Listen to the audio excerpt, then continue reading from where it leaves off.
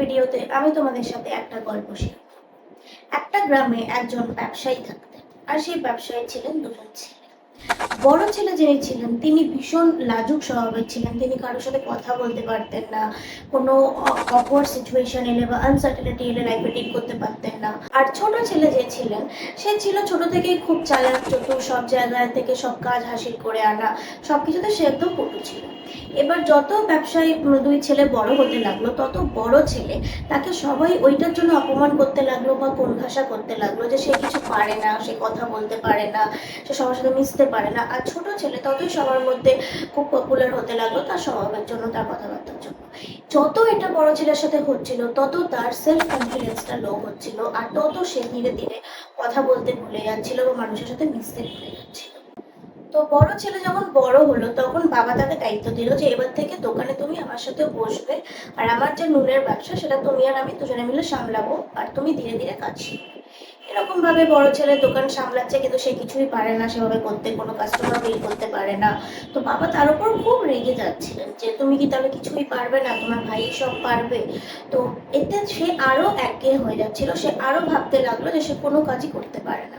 এবার একদিন কি হলো, একদিন তার বাবা তাকে বললো যে তুমি দুদিনের জন্য দোকানটা সামলাও, আমি শহরে একটা কাজে যাচ্ছি, দুদিন আসার পর তখন তুমি আবার আমি একসাথে কাজটা করবো।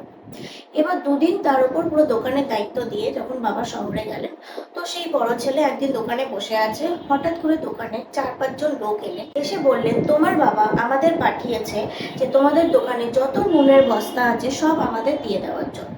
তখন বড় ছেলের একটু সন্দেহ হলো, কিন্তু সে সাহস জুগিয়ে তাদের কোনো কোশ্চেন করতে পারলো না। তো আর এই কোশ্চেন না করার জন্য তারা তাড়াহুড়ো করে সবকিছু দোকান থেকে নিয়ে বেরিয়ে চলে গেল। বড় ছেলে বুঝতে পারলো যে সে হয়তো ঠকে গেল, কিন্তু সে সাহস জুগিয়ে কোনো স্টেপ নিতে পারলো না। এবার যখন বাবা এলেন শহর থেকে দোকানে, এসে দেখছে পুরো দোকান ফাঁকা। তখন বড় ছেলেকে জিজ্ঞাসা করছে কি হলো, আমার দোকানের সব মাল কোথায় গেল। তখন সে বলছে তুমি হয়তো কাউকে পাঠিয়েছিলে দোকান থেকে সব জিনিস নেওয়ার জন্য। বাবা বলছে আমি কাউকে পাঠাবো এভাবে। তো এইভাবে বাবা প্রচন্ড রেগে গেলেন, বুঝতে পারলেন তার ছেলে বড় ঠকে গেছে, আর ছেলেও বুঝতে পারলো সে কত বড় ভুল করে ফেলেছে। তখন সেই বাবা কি করলো, তাকে দোকান থেকে ধাক্কা মেরে বার করে দিল, আর করে বলল তুমি আর কোনোদিনও দোকানেও আসবে না, বাড়িতেও আসবে না। যেদিনকে তুমি নিজেকে স্মার্ট প্রুফ করতে পারবে, যেদিনকে তুমি নিজেকে কনফিডেন্ট প্রুফ করতে পারবে, সেদিনকে আমার বাড়িতে আসবে।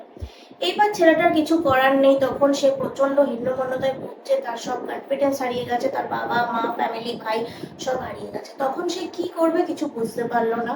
তখন সে একটা নদীর ধারে গিয়ে বসে বসে ভাবছে এখন তার কি করা উচিত। এরকম ভাবতে ভাবতে তার মনে হলো যে এই জীবনটা হয়তো তারা রাখাই উচিত, এখন এই জীবনে তার আর কিছুই বেঁচে নেই, আর সে তো একা কিছুই করতে পারে না। তখন সে কি করলো, নদীতে ঝাঁপ দিল আত্মহত্যার জন্য। কিন্তু সেই নদীতে আরো কয়েকজন বৌদ্ধ ভিক্ষু স্নান করছিলেন, যারা সেই ছেলেটাকে ঝাঁপ দিতে দেখে তাকে বাঁচিয়ে নেয়। নিয়ে বৌদ্ধ ভিক্ষুকরা তাকে জিজ্ঞাসা করে যে তুমি কেন এরকম করতে গেলে। তখন সে অ্যান্সার দিল যে আমার জীবনে কিছুই নেই, আজ আমি আমার সাহসিকতা না থাকার জন্য আমার লাইফে আমি সব হারিয়ে ফেলেছি। তখন বৌদ্ধ ভিক্ষুকরা বললেন যে ঠিক আছে, তুমি আমাদের সাথে আমাদের গুরুর কাছে চলো। এই বলে সেই লোকটিকে বৌদ্ধ ভিক্ষুকরা নিয়ে গেলেন তাদের আশ্রমে। গিয়ে লোকটি দেখতে পেলেন যে গাছের তলায় বসে আছেন স্বয়ং বুদ্ধা। তখন বুদ্ধাকে ওই বৌদ্ধ ভিক্ষুকরা সব স্টোরি বললেন যে এই লোকটি লাইফে এরম এরম করেছে, এরম ভাবে সে হীনমন্যতায় ভুগছে, আর সে আত্মহত্যার পথ বেছে নিচ্ছে। তখন বুদ্ধা তাকে বললেন যে তোমার যে যা যা প্রবলেম আছে জীবনের সমস্যাগুলো আমি সবকিছু তোমার কাটিয়ে দেব, তোমাকে একটা সুস্থ স্বাভাবিক জীবন দেব যেরকম তোমার বাবা চায় বা তুমি চাও, কিন্তু আমি যা যা কথা বলবো তোমাকে সেইগুলো পালন করতে হবে। তুমি কি সেগুলো করতে পারবে? তখন লোকটি বলল যে হ্যাঁ বুদ্ধা, আপনি যা যা বলবেন আমি ঠিক সেই সেই কাজগুলো করব, আর আমি চেষ্টা করব আমার বাবার যোগ্য ছেলে হওয়ার।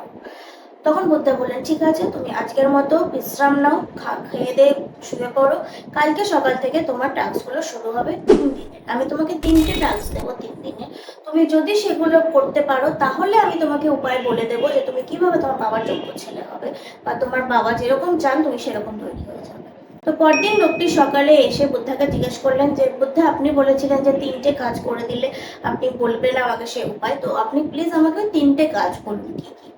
তখন ওই বুদ্ধা ওই লোকটিকে প্রথম দিনে যে কাজ দিল সেটা হচ্ছে রাস্তায় বেরিয়ে 20টা লোকের সাথে দেখা করা এবং তাদের ব্যাপারে জানা। 20টা আননোন লোকের সাথে বেরিয়ে তাকে ইন্টারাক্ট করতে হবে। তো লোকটি রাস্তায় গেল, এবার বুদ্ধার দেওয়া কাজ তাকে করতেই হবে তিনটে, না হলে সে তার জীবনে সফল হওয়ার যে উপায় সেটা জানতে পারবে না। তো তার প্রথমে তিনজনের সাথে ইন্টারাক্ট করতে প্রচন্ড প্রবলেম হচ্ছিল, কিন্তু ধীরে ধীরে সে 20টা লোকের সাথে ভালোভাবে ইন্টারাক্ট করলো, তাদের সব ডিটেলস জানলো এবং খাতায় নোট ডাউন করলো। করে এসে বুদ্ধাকে দিলেন যে বুদ্ধা এই 20টা লোকের সব ডিটেলস। তখন বুদ্ধা বললেন যে তোমার কেমন ফিল হচ্ছে 20টা লোকের ডিটেলস জানতে? তো বললো যে ফার্স্টে আমার 3-4 জনকে জিজ্ঞাসা করতে ভীষণ অকওয়ার্ড ফিল হলেও আস্তে আস্তে ওই কাজটা আমার কাছে অনেক ইজি হয়ে গেছিল লাস্টে। আর এর মধ্যে তো কয়েকজন আমার খুব ভালো বন্ধুও হয়ে গেছে এখন। বুদ্ধা বললো ঠিক আছে, আজকের মতো তোমার কাজ এখানেই শেষ, তুমি আজকের মতো বিশ্রাম নাও, কালকের কাজটা আমি আবার কালকে সকালেই তোমাকে করবো। আবার নেক্সট দিন সকালে লোকটি বুদ্ধার কাছে এলো, এসে জিজ্ঞেস করলেন যে বুদ্ধা আজকের কি কাজ। তখন বুদ্ধা তাকে কাজটা দিল, গ্রামের যত বাচ্চা আছে তাদেরকে কিছু কিছু গ্রুপে ভাগ করে নিয়ে তাকে জলের উপকারিতা সম্পর্কে বোঝাতে হবে। তখন লোকটা পুরো ঘাবড়ে গেল আর বললো বুদ্ধা আমি এই কাজটা পারবো না করতে, কারণ আমি তো নিজেই শিক্ষিত না, আমি কি করে কাউকে পড়াবো, আমি কি করে কাউকে শিক্ষা দেবো, আমার তো নিজেরই শিক্ষা নেই।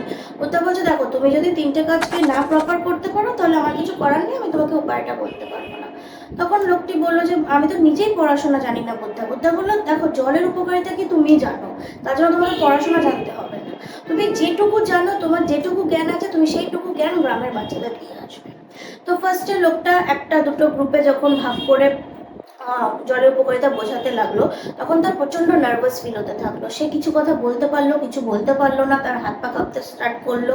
তো এইভাবে সে যখন সারাদিনে 10টা-12টা গ্রুপ করালো, প্রথম 4-5টা গ্রুপ তার সেম ফিলিং হলেও আস্তে আস্তে সে লাস্টে যখন লাস্ট 2-3টে গ্রুপ করালো তখন সে ব্যাপারটাকে এনজয় করতে থাকলো। আর এসে বুদ্ধাকে বলল যে বুদ্ধা আমি আজকে দারুণভাবে গ্রামের সব বাচ্চাদের বুঝিয়েছি জলের উপকারিতা সম্পর্কে এবং তারা আমাকে খুব অ্যাপ্রিসিয়েট করেছে। এবার 3য় দিন লোকটা বুদ্ধার কাছে এসে জিজ্ঞাসা করলো যে বুদ্ধা আজকে সেই লাস্ট কাজটা তুমি আমাকে বলো, সেটা আমি করতে পুরোপুরি প্রস্তুত, আর তারপর তুমি আমাকে যেমন আমার জীবনে সফল হওয়ার উপায় বলবে সেটা আমাকে জানাবে। তখন লোকটা বললো যে আজকের কাজটা তোমার কাছে ভীষণ অদ্ভুত লাগতে পারে, কিন্তু তোমাকে এই কাজটা করতেই হবে, আর এই 2 দিন তুমি প্রচন্ড ভালোভাবে তোমার কাজগুলো করেছো, জন্য আমি খুব খুশি, তুমি এতটা ইমপ্রুভ করেছো 2 দিনে, সেটা আমি ভাবতেও পারিনি।